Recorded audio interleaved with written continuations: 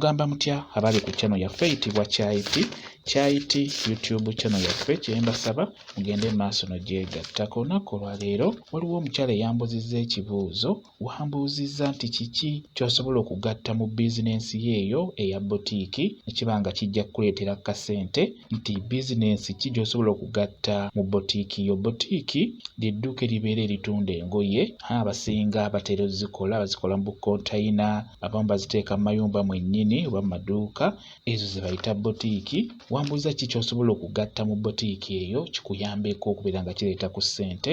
Ekisookera ddala by'osobola okugatta mu botiiki bingi, naye ggwe wa botiiki gwe njogerako gw'asobola okugattamu ebintu ebirala ye ggwe ali emabbalibbali w'ekibuga. Bano abali mu kibuga wakati ekyamazima bakola engoye ziba zeemalirira. Abali mu bibuga mu makkati abo batundira ddala olw'ensonga nti abantu bano ab'ebbalibbali bano mwattu ate baagala nnyo okugula engoye mu kibuga mu makkati. Baleka botiiki z'oku byalo byabwe ne bagenda ne bagula mu maduuka g'omu bibuga. N'olwekyo gwali ebbalibbali eno ye ggwe gwe njagala okubeera nga nkubuulira kino ekintu, naawe eyakimbuuzizza kigenda kubeera nga kikuyambira ddala. Nkusaba otunuulire bino bijja kuyamba gwe wenna alina botiiki ebbalibbali eyo, ng'oyagala okukuuma bizinensi yo obeere nga tojja giddukamu mangu ate esobole okubeera ng'ejja kukubeezaawo. Ebiseera ebisinga abantu abakola botiiki abasinga baziddukamu mangu, agikola n'amala emyezi 5 n'agiggalawo engoye n'azigyamu n'azeeteera ewaka olw'ensonga nti amayumba gano ga bbeeyi.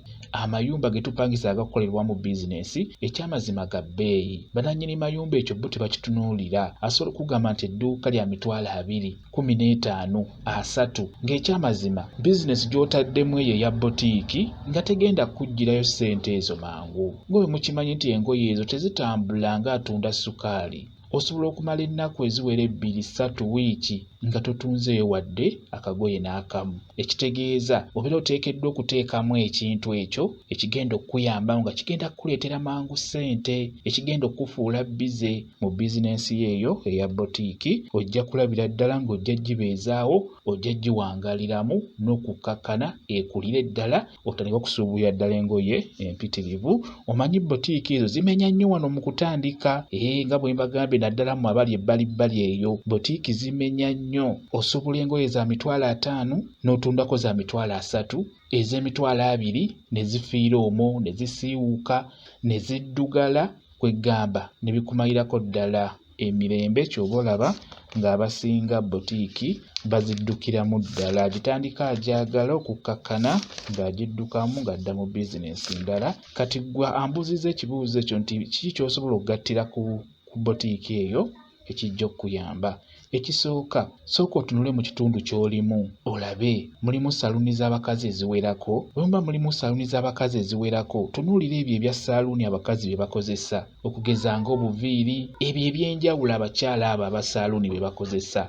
Osobola okubiteekamu bulungi, ng'okola bulungi n'otereezaawo bulungi n'obiteeka we birabikira amangu. Mukitegeera, ebyo ebya saluuni ebyenjawulo bisijja kumenya, naddala ez'abakyala bikolera ddala. Singa obeera obitadde n'obigatta mu botiiki yeeyo bijja kuyambako. Ekirala, mobile money naye eyambira ddala nnyo. Singa obeera okoze botiiki yo bulungi ng'olaba weeri tewatambula bulungi, toli bize, abantu tebagula balamuza n'amala wiiki nga takomyewo, beera ng'ofuna layini zo 2 eza mobile money. Teekamu ne mobile money, bikole bulungi nti engoye ziri zokka bulungi, ne wano mobile money erabika bulungi. Kati bano bakasitoma babeera bajja okuteekayo ssente okuggyayo, ate mwe muba mujja okuva oyo agenda okugulako engoye ezo z'otunda. Ekirala, waliwo ebintu by'abakyala bye mutera okukozesa wamu n'abaana abato. Ebyo bikulu nnyo, osobola obiteeka mu botiiki yeeyo n'obitundiramu. Waliwo ze bayita always,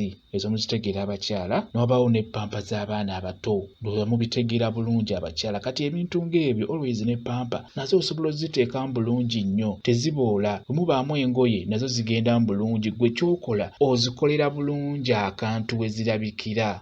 olw'ensonga nti pampa wamu ne always zitambulira ddala bulungi, ziba zijja kuyambako nazo osobola okubeera ng'oziteeka mu bbotiiki yeeyo ne zibeera kwegamba nga zikufuula bize. Buli kaseera ojja kuba osobola okutundayo, ofuna alamuza, wofuna agula, bw'ofuna owa mobile money, wofuna ayagala akaviiri, bw'ofuna ayagala pampa, kwegamba bijja kufuula bize, n'oluvannyuma ate obeera ojja kufuna n'oyo ayagala ekiteeteeyi oba sikaati by'onaaba otunda. N'olwekyo tunuulira nnyo ebintu ebyo. Ekirala, gwe bbotiiki ng'obadde okoze bbotiiki yo bulungi, waliwo ebintu by'olina okutunuulira by'olina okugatta mu bbotiiki omwo, okugeza ebigattogatta ebyo ebitambula amangu. Ebyo ng'ebyogumu ekitundu, 2,2 kitundu, 7,500, kikulu nnyo obeere ng'obiteekawo awo. Olw'ensonga nti bitambula, biba bijja kufuula bize, bajja kugula, bijja kubeezaawo. Ekyamazima bw'obeera okoze bbotiiki, totunuulira ngoye ezo zokka, teekamu ebintu ebigenda okufuula bize, ebigenda okukuleetera bakasitoma aba buli lunaku, aba buli ssaawa. Kijja kuyambako. Bw'oba oyagala okuwangaala mu bbotiiki yeeyo, beera ng'okola bw'otyo, teekamu ebintu ebigenda okuyamba okubeera nga bajja bigula buli lunaku, kwegamba osobole okubeera bize. Mukitegeera, mukimanyi bulungi aba bbotiiki yeebaka n'ava mu kwebaka n'okuloota n'aloota nga tafunyeyo kasitoma amugulako. Ekirala mbagambye nti bbotiiki ze njogerako ze zino eziri ebbalibbali w'ekibuga. Ekintu ekirala mu ababeera mu bbotiiki mubeera n'obudde obubeera ku social media. Kikulu nnyo. Social media eyo eriko ssente, ekyo nkibabuulira. Social media eriko ssente, eriko bakasitoma abawagirira ddala nno, abeera siriyasi. Social media esooka okubeerako ssente YouTube. YouTube eriko ssente ezaabuliwo n'ezo z'osobola okufuna mu bakasitoma abo. Olw'ensonga nti omuntu abeera ku YouTube okwo abeera siriyasi, wakugamba nti njagala ekintu abeera akyagala. Ekikulu kya byonna gwe olina kubeera w'amazima. Ekyamazima bizinensi zino zonna ze tukola olina kubeera w'amazima. Omuntu wakugamba nti njagala ekyo mufunire ekyo. Bw'ogamba nti kya 3,000 kibeere kyesatu. Bw'olaba nga tekisaana 3,000 gwe tokiteeka ku 3. Kikulu nnyo bannange mu abatunda ebintu ebyo bwe bityo ng'engoye ng'ezo mubeere b'amazima. TikTok eyo nayo nkulu nnyo.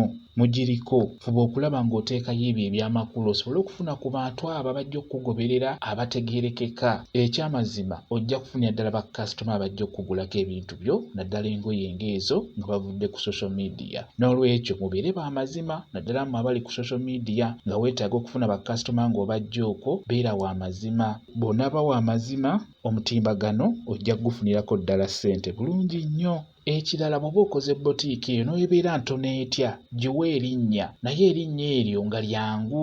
Era bw'omala okukola erinnya lya bbotiiki yo, fuba okulaba ng'ogenda ku mutimbagano oggulewo buli mukutu oguli ku mutimbagano, ng'oguggulawo n'erinnya eryo erya bbotiiki yo. Era ly'olina okukozesa, kwegamba osobole okubeera ng'olikuba abantu babeere nga balitegeera, bamanye nti bbotiiki ky'eno eri ludda wa.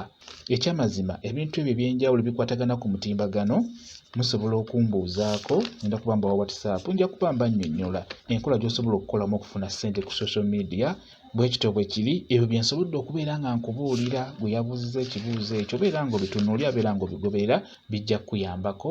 Naddala gwe alina bbotiiki naawe yambuuziza ekibuuzo ekyo. Kambe WhatsApp namba yange osobola okumbuuza, nja kwongera okunnyonnyola. WhatsApp namba yange eri 0778737 yeeyo WhatsApp namba yange. Mwebale kubeera ku channel yaffe eyitibwa Kyayiti YouTube channel yaffe. Kyembasaba mugende mu maaso n'ogyegattako, mbeere bulungi, mweraba.